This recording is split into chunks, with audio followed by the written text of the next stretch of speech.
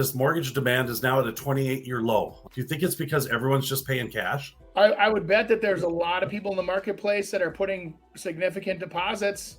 Seriously, a 28-year low. Now, that has just come out of the freaking woodwork. And what I was saying, this market to me felt like, oh my gosh, there's just might be the doldrums of summer, and we're waiting to kind of just get past summer, and people have just kind of chilled a little.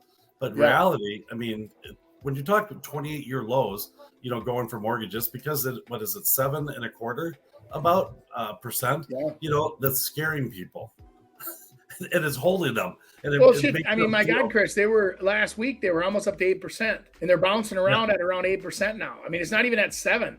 Good I was gone. Yeah, 7 and 7/8 was what we were being quoted last week. I mean, so like 7.6, right? It's like, I mean, historically, it's not crazy, but proportionately, it is crazy. The prices went up too high for too long, and then people were getting raises, and they didn't put that. When you take part of the equation away, it screws up the formula. So you had people getting raises, and you had prices going up, and rates were staying low. So people could afford more than they could really afford, right? So, right. I mean, the average family can't afford $1 million house. It just the math doesn't work unless you have an inheritance or you have a whatever. So for you to save up and have, $300,000 to put down on $1 million purchase, and you're financing $700,000, and your payment should be $8,000 a month on a normal interest rate or whatever it is, and you're like getting by with a $3,000 a month payment. God bless America. I mean, you were living the dream for free, almost free. And I mean, it was a great deal.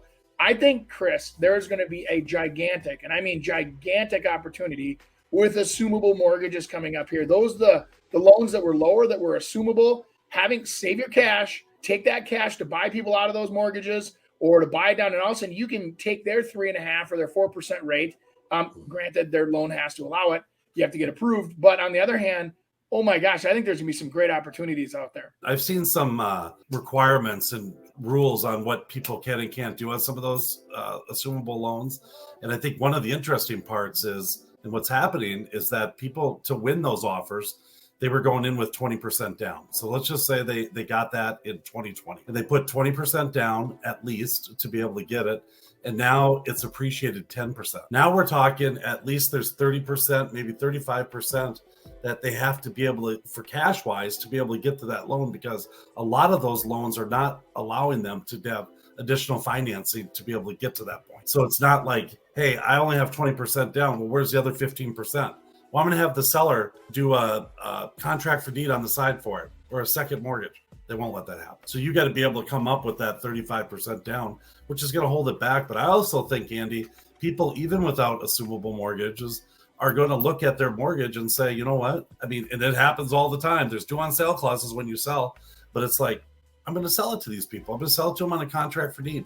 And I'll tell you what, I got 2.75%. I'm going to sell it to this guy, and he's going to pay me 6%, and he's going to pay it off within 2 years. By the time they catch up to it and be able to do it, if you're not missing payments, and I mean, I can't advocate this, but if they're not missing payments, the odds of the mortgage company ever going after someone to be able to get that mortgage freed up is probably pretty rare.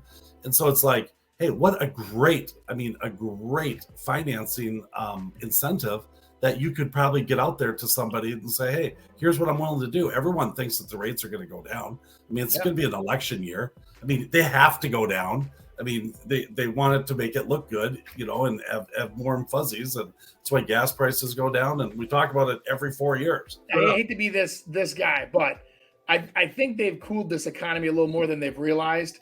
And I think you're going to see a tsunami of layoffs coming. I really do, because I look at like all these dealerships that are out there, and I got a couple of my good, very close friends that are in finance, where they finance the boats and the jet skis and the, the whatevers that are out there.